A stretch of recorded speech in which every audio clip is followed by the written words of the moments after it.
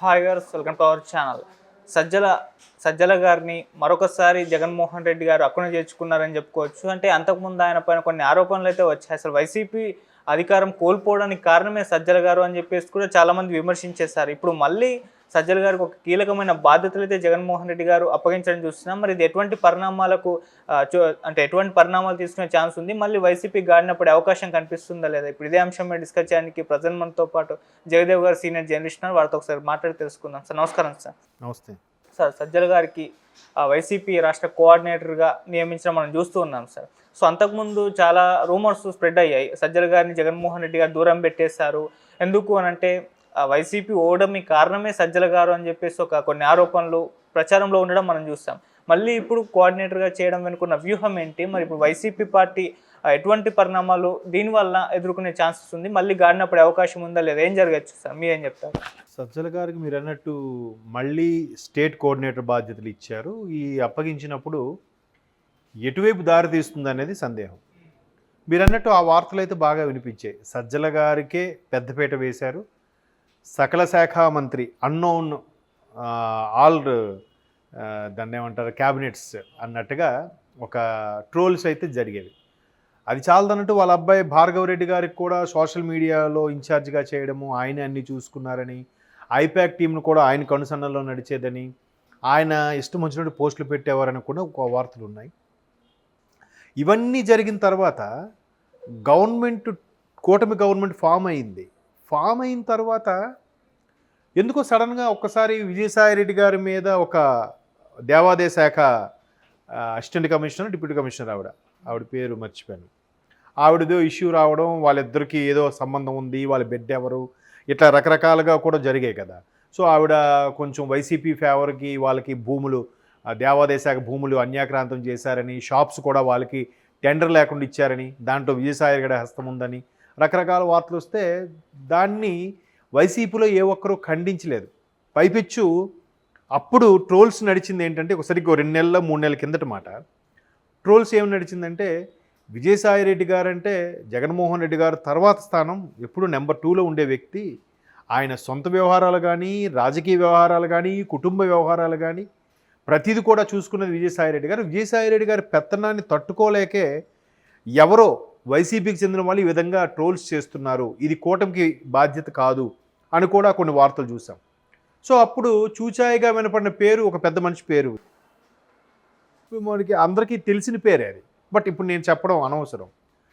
So ఇట్లాంటి రకరకాల rumours, రకరకాలుగా ఇబ్బందులు, మేబీ ఆ పెద్ద మనిషి ఈయనైనా అన్నట్టుగా కొన్ని సందేహాలు, ఈయనేనంటే సజ్జల గారేనా, ఇట్లాంటి వినిపిస్తున్న నేపథ్యంలో మరలా ఆయనకే అన్నోన్ సకల శాఖ మంత్రిగా సజ్జల గారికి ప్రొజెక్ట్ చేశారు, మళ్ళీ ఆయనకే ఇవ్వడం ఉద్దేశం ఏంటనేది క్వశ్చన్ మార్క్. ఇదిలా ఉంటే విజయసాయిరెడ్డి గారు నెంబర్ 2 స్థానంలో ఉన్నప్పుడు సోషల్ మీడియా వేదిక కానీ, లేదంటే పార్టీలో ఉండే కీలకమైన నాయకులు కానీ పరిధి దాటి మాట్లాడిన సందర్భాలు లేవు. అంటే ఊరికే ఎక్స్ట్రీమ్ లెవెల్కి వెళ్ళి టంగ్ స్లిప్ అయిన మాట్లాడడం అయితే జరగలేదు అంతగా. మామూలుగా రాజకీయ పరంగా విమర్శలు చేయొచ్చు, ఎన్నైనా చేయొచ్చు, కానీ మరీ ఫ్యామిలీకి, వైఫ్కి, పిల్లలకి, ఆడపిల్లల మీద విసురులు విసరడం అనేది సరైన పద్ధతి కాదు. అది అందరూ చూసాం. ఇప్పుడు ఆల్రెడీ ఎవరైతే సోషల్ మీడియాలో ఉన్నారో వాళ్ళు ఎదుర్కొంటున్నారు. సో ఈయన వచ్చాకే ఇటువంటి ధోరణి పెరిగింది అనేది కూడా ఒక విమర్శ ఉంది. ఇంకో విమర్శ ఏంటంటే, జగన్మోహన్ రెడ్డి గారు 11లోనో 12లోనో పార్టీ పెట్టినప్పుడు ఏదైతే పాదయాత్ర చేశారో అనుకున్నారో, ఓదార్పు యాత్ర చేశారో, అరెస్ట్ అయ్యారు, తర్వాత షర్మిలమ్మ గారు పాదయాత్ర చేశారు, గవర్నమెంట్ ఫామ్ 2019లో అయింది. అంతవరకు కూడా ఏదైతే జగన్మోహన్ రెడ్డి గారితో కలిసి ఉన్నారో 2019 ముందు ఉన్న వాళ్ళు ఎవరు 19 తర్వాత లేరు. మెయిన్ సజ్జల గారు వచ్చిన తర్వాత అటువంటి వాళ్ళు చాలామంది దూరం అయిపోయారని వార్తలు కూడా ఉన్నాయి. అంటే చూడండి, నేను ఎన్ని రీజన్స్ చెప్తున్నాను, ఇప్పుడు ఒక 4 రీజన్స్ చెప్తాను. ఇంకో రీజన్ ఏంటంటే, మన జక్కంపూడి రాజా గారు, మాజీ ఎమ్మెల్యే, రాజానగర్ ఎమ్మెల్యే గారు, కరణం ధర్మశ్రీ గారు, లేదా బాలినేని శ్రీనివాసరెడ్డి గారు, వీళ్ళందరూ రకరకాల సందర్భాల్లో రకరకాలుగా చెప్పుకొచ్చేది ఏంటంటే, జగన్మోహన్ రెడ్డి గారు ప్రజల్లోకి రాకపోవడమే కాక మాలాంటి కీలకమైన నాయకుల యొక్క సలహాలు సూచనలు వినిపించకపోవడమే కాకుండా మాకు కనీసం కలవడానికి కూడా ఎప్పుడు అవకాశం ఇవ్వలేదు. కనీసం మేము కలవడానికి వెళ్తే సార్ బిజీగా ఉన్నారు, నెక్స్ట్ వీకో లేకపోతే నెక్స్ట్ మంతేనా మీకు అపాయింట్మెంట్ ఇస్తాం రండి అని ఎప్పుడు చెప్పలేదు. దానికి సంబంధించి ప్రధానంగా ఈ గేమ్ ప్లే చేసింది సజ్జల గారు, ధనుంజయ్ గారే అనేది వాళ్ళ ఆరోపణ. ఒకనొక సందర్భంలో ఇండైరెక్ట్గా ఓపెన్ అయ్యారు కూడా. ధనుంజయ రెడ్డి గారు, సజ్జల రామకృష్ణారెడ్డి గారు ఎప్పుడు కూడా జగన్మోహన్ రెడ్డి గారిని సరైన కలవించే ప్రయత్నం చేయలేదు. పైపెచ్చి వీలైన కనీసం ఆయనకు చెప్తే ఆయన మాతో మాట్లాడడానికి, కలవడానికి ఇంట్రెస్ట్ చూపేవారేమో. దానివల్ల కూడా కొంత ఓటమికి కారణమని చెప్పారు. అంటే ఇన్ని రకాల రీజన్స్తో సజ్జల గారి మీద ఎన్నో ఎలిగేషన్స్ పరోక్షంగా సోషల్ మీడియా వేదికగా జరిగినప్పటికీ మరలా ఆయనకే ఎందుకు ప్రాధాన్యత కల్పిస్తున్నారు అంటే ఇక్కడ 2 రీజన్స్ ఉంటాయి మళ్ళీ. ఒకటి, ఏదైతే హడ్డిల్స్ వెతుక్కొని కష్టంలో ఉన్న గవర్నమెంట్ ఉన్నప్పుడు హోదా చెలాయించడమే కాదు, లేనప్పుడు కూడా దాన్ని టేక్ ఓవర్ చేసి మళ్ళీ కార్యకర్తల్ని గాడిని పెట్టే బాధ్యత కూడా ఆయనకి అప్పగించవచ్చు.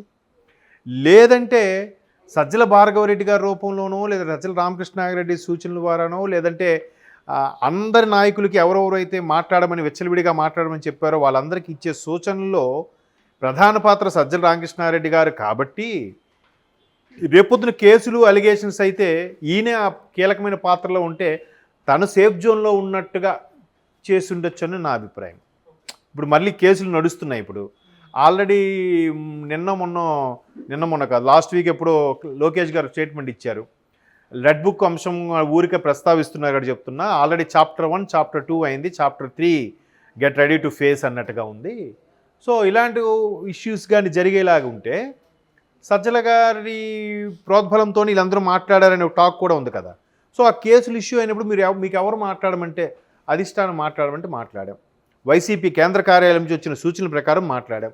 లేదా వైసీపీ కేంద్ర కార్యాలయంలో చీఫ్ సెక్రటరీగా ఉన్న సజ్జల గారు మాట్లాడమంటే మాట్లాడాం అని చెప్పినప్పుడు ఆ అంశం ఏదైతే ఉందో అది ఆయనకి ఆపాదించబడేలాగా, ఆయనే ఫేస్ చేసేలాగా ఉంటే బాగుంటుందని, లేదంటే ఆయనే సూచనలు ఇచ్చాడు కాబట్టి ఆయనే దానికి తగ్గ ఎక్స్ప్లెనేషను, సవరణ ఇచ్చుకునే విధంగా ఉంటుందని కంటిన్యూ చేస్తున్నారా అనేది ఒక నా డౌట్. ఇది జనరలైజ్డ్ కాదు.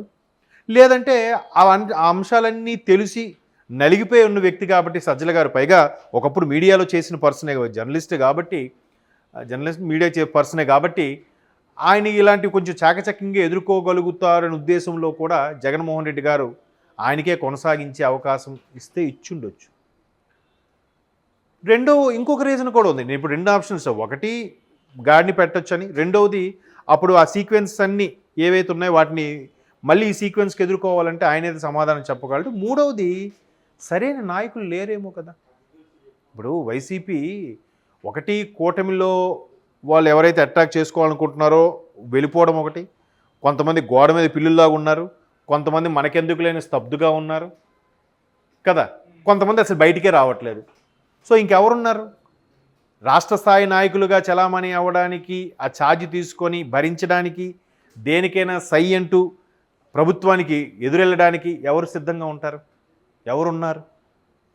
సో ఉన్న వాళ్ళకే ఆప్షన్స్ ఇవ్వాలి కాబట్టి అందుకే పెద్దిరెడ్డి గారికి, ఈయనకి, ఆయన ఎవరు మిథున్ రెడ్డి గారికి